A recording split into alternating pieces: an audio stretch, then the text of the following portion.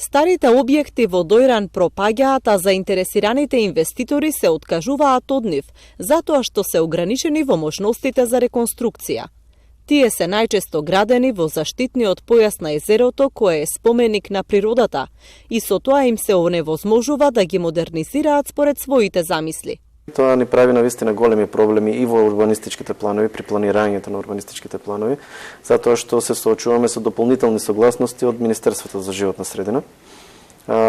Тие се строги правила, плюс дополнителен проблем е што веќе одредени објекти кои што се изградени од много одамна, пред 30-40 години, се наоѓаат во тој заштитен појас. Градоначалникот Ангов вели дека е потребно да се најде решение затоа што не треба да се кочи развојот на туризмот.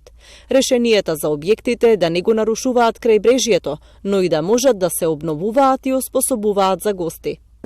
Нека биде во граница на нормалата, никој не бара мегаломански градби, меѓутоа треба да се дозволи во одредени подрачја каде што веќе постојат објекти.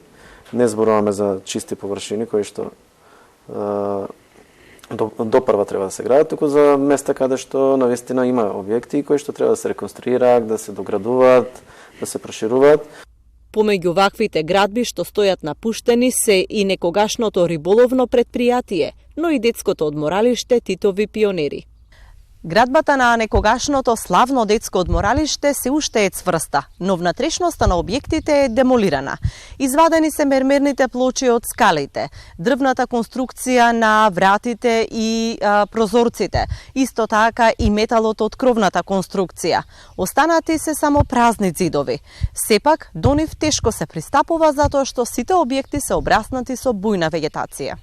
Дојранското езеро од 1977 година е заштитено како споменик на природата, а од 2011 година управувањето со ова заштитено подрачје е доделено на општина Дојран.